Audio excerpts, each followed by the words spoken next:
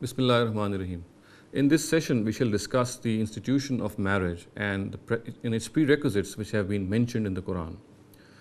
According to the Quran, the only legitimate way of satisfying one's sexual urge is through marriage. If a person is not married, then this should not become a license for him to gratify his sexual urge through other means. The Quran says that if people in the society they are left unmarried, then it is the responsibility of the society to come forward and wed them.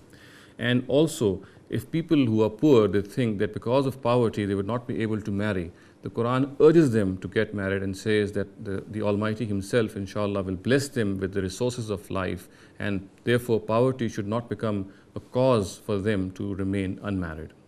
Now, the institution of marriage, or nikah as is called in Arabic, is a pre-existing sunnah of the prophets of God, and precisely for this reason it has not been mentioned in detail in the Quran. It is actually an open declaration of a man and a woman to live together as husband and wife for the rest of their lives. Now, as far as the requisites of marriage are concerned, there are two. The first of them is that a person must pay the dower to his wife that he intends to bring home. The Quran says and urges all husbands that if they have not yet paid the dower, then they must do so.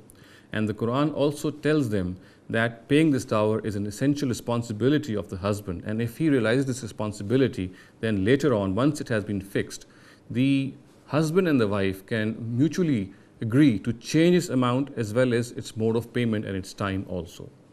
Now, as far as the quantity of meher is concerned, or the dower is concerned, the Sharia has not fixed it, and it has left it to the norms of the society, and it expects that it should be given according to the economic status of the husband and the social status of the wife that he intends to bring home. As far as the philosophy of the meher is concerned, or the dower is concerned, it is that since in Islam, a man or a husband has been entrusted with the responsibility of earning for the livelihood of the family, or earning for the family, and since he has been regarded as the breadwinner of the family, therefore when he gives a meher or gives meher to his wife, then he actually symbolically commits that he is going to take the financial responsibility of the bride that he is bringing home. Therefore, meher is nothing but a symbolic representation of the fact that he has taken the wife into his own financial charge, and that he is financially responsible for her. The second requisite for marriage is that it shall only be conducted between people who are chaste. People who are not chaste, then they are not allowed to marry. In other words, if a person is a fornicator, then he must not allow a chaste lady. And if a lady is a fornicator, if she has indulged into fornication, that she must not marry a man who is chaste, unless, of course, the matter has not reached the court and the two have sincerely repented for their act. And I should now like to read out the verses which outline this institution of marriage and its prerequisites.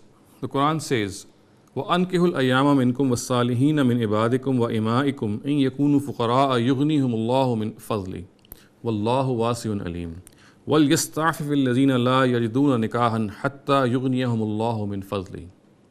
Marry those among you who are single, and those who have the capability for marriage among your slaves, male or female. If they are poor, Allah will give them means out of His grace, for Allah is ample giving. And He knows all things. And let those who find not an opportunity for marriage keep themselves chaste, until Allah gives them means out of His grace. Similarly, at another place, the Quran says, وَأُحِلَّ لَكُمْ مَا وَرَاءَ ذَلِكُمْ أَن تَبْتَغُوا بِأَمْوَالِكُمْ مُحْسِنِينَ غَيْرَ مُسَافِحِينَ فَمَا اسْتَمْتَعْتُمْ بِهِ مِنْهُنَّ فَآتُوهُنَّ أُجُورَهُنَّ فَرِيضَةً وَلَا جُنَاحَ عَلَيْكُمْ فِي مَا تَرَاضَيْتُمْ بِهِ مِنْ بَعْدِ الْفَرِيضَةِ إِنَّ اللَّهَ كَانَ عَلِيمًا حَكِيمًا. And all other women, except for those specified, are lawful to you, such that you seek them through marriage, through your wealth, desiring chastity, not lust. Consequently, if you have not paid their dowers as yet, pay their dowers as your obligation for the benefit that you have derived from them. If after a dower is prescribed, you agree mutually on something, there is no blame on you, and Allah is all-knowing, all-wise. Wa akhiru dawana, alhamdulillahi rabbil alameen.